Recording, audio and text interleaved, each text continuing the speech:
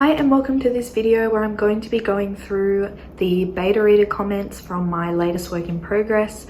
I did use Google Docs for my book, and that is where my beta readers have edited on as well and made comments. I've never used beta readers before for any of my other books, so this was a pretty new experience for me. I did find it really insightful and helpful, but also very challenging just because constructive criticism can be taken the wrong way, and sometimes how someone says something can kind of get to you, especially since you put so much hard work and effort into this book, and then to have someone say something about it can be taken kind of the wrong way. But mostly the comments were really constructive and helpful, and I'm excited for you guys to see it. I did just want to mention that there are spoilers because I will be taking you through the book, where the comments are, and kind of how I handled the comments, if I chose to use them or not, why or why not, and any other comments that I feel like I should add along the way. So I was using paper notes as well as notes on Google Drive to Google Docs to go through my beta notes, just because I had someone that didn't have Google Drive, so they were going over the printed version. So that's what I was doing here. I don't really know how to edit myself on Google Docs in the way of striking out words and replacing words and things like that. So my beta readers kind of just knew what to do when it came to this. So when it came to going through the comments, there were some comments that were bigger, and I didn't really know if I should trust the comment or not, especially if only one person said something. So I went through and commented on some of these to ask other beta readers what they thought. Some comments I didn't take into consideration because I just didn't agree. Others, I went back and changed things. Often when people put a comment like this, like add squinting my eyes, or change the word, like one or two words, or punctuation, I just accept it because they're tiny little changes and doesn't really matter that much anyway. Besides, this is a beta reader edit, and my editor will go through and fix all that anyway. So in my mind, if it's not a big thing, then I just accept the change. Lots of the times I go through and look anyway at the things that they're replacing, and I agree anyway, like they've just suggested a better word to describe something, so that is fine. I did have I had about 6 beta readers this time around, and I found that really helpful. Though I do want to say that as I didn't have any beta readers for my last books, I only had my editor, so it was a lot more work to go through, and I still didn't even make my deadline. I had to postpone my deadline a few times for the editor, just because I couldn't get the end of the book written. It ended up being a lot bigger than I thought. It ended up being about 60,000 words, and I had originally told my editor 50,000, so yeah, it ended up being a bit bigger, and I'm still not super happy with the ending. But the good thing is that my editor is first doing a developmental edit, and so she will be basically doing what the beta readers are doing, and then she'll go through, and after I'll have 2 weeks to change it after that, and then she'll go through and do other things. But what you just saw me do there about replacing words, I found this really cool feature. So here it is again. I spelt some words differently quite a few times, like fairies. I spelt 3 different ways throughout the book, so instead of having to go through and trying to find every time I mention fairy, I just put it in fine and replace with the correct spelling, and then replace all, or you can just replace the one that you have found. So that is a really helpful thing with Google Docs. Yeah, like I was saying, this is a really long process, but I think it will be better for my book in the long run, just to get other people's perspectives. And I think that having more beta readers than less is always better, just because there's a bunch of different types of people that will read your book when it's out, and they will all pick different things up. So it's better that you get a bunch of different beta readers to do this before you put it out, to save you putting it out and then people find it, because even your editor will miss stuff sometimes.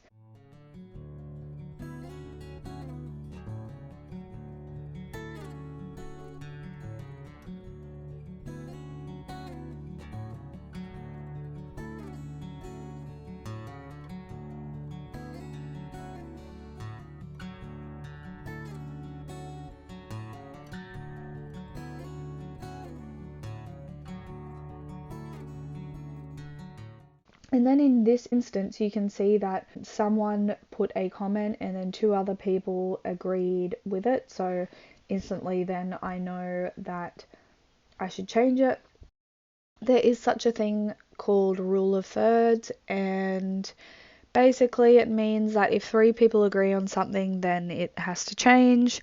If not, then it could just be that person's opinion. There were some things in this document though that one person said that I thought was a really big change, and I didn't want to change it unless other people thought so too. So I had them go back and check, because they might have not noticed it the first time, but then once someone said it, they might notice it. So there are a few things like that where others did go back and agree. And I will be going through, even while my editor has the document, I will actually be going through and doing more editing and then replacing it in her document, because I can see, being Google Drive, it tells me if she's edited it yet. So because she hasn't, I have a bit more time to go through and change some things. So I will be doing that, because I got to about chapter 18 of beta comments, and then no one really got past that point because of time. So I will just be going through and reading it myself just to make sure, because I basically, the first half of the book I had rewritten, so it was probably like a second draft, and I was pretty happy with it. And then I went through and did the beta comments, so it's even better. But then the third half of the last half of the book, I was still writing when it was due to my editor, so that's very much a rough draft and no one got to see it. I'll be trying to do that as much as I can over the next week or so while she has it. I am still looking for ARC reviewers, so I actually do have open on my website an ARC reader form if anyone is interested in getting the edited copy of the book early before it comes out in exchange for a honest review. I would love for you to do that, so please do apply if that is of interest to you. But for now, unless I see anything else that I think that I need to explain, I'm just going to put some music on and let you watch me go through the edits.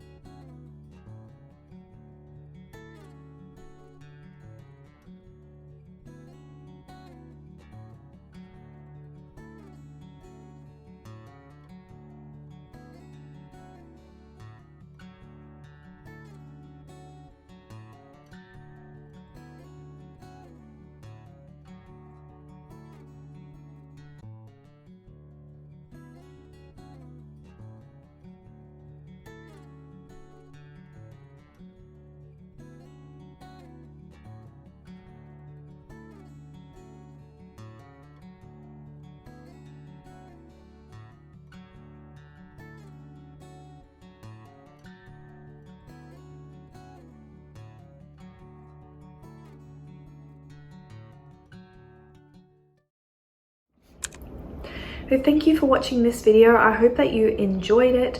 I will be doing another one on my editor's comments because my book is off with my editor right now. So when I get that back from her, she's doing a developmental edit for the first one, and then she's doing a line / copy edit, and then she's going to do a proofread. So I do want to do a video on that as well, going through all of the different stages. So I don't know if I should make that into one video or 3 videos, so let me know. In the meantime, I'd love if you could check me out on Instagram, subscribe to my channel and like. That way you can keep up with all of my videos. I will be putting out a bunch of videos soon, and I'm having a baby in 4 weeks, so I will be pre-filming a lot of videos and have them coming out weekly, so there will still be content going. I'm going to pre-film, I'm thinking about 6 videos, so that can cover me for 6 weeks. I will be still replying to comments as the videos go out, and my book will come out in that time as well. And also while my book is off with the editor right now, I'm going to be doing a bunch of new content to cover me for when I'm away. I'm adjusting to having a new baby. If you would like to keep up with me, please make sure that you check out my Instagram and subscribe to my YouTube, because there will be a lot more content and I will be putting out updates as well as I go along. So thank you so much for watching this video, and I hope to see you in my next one.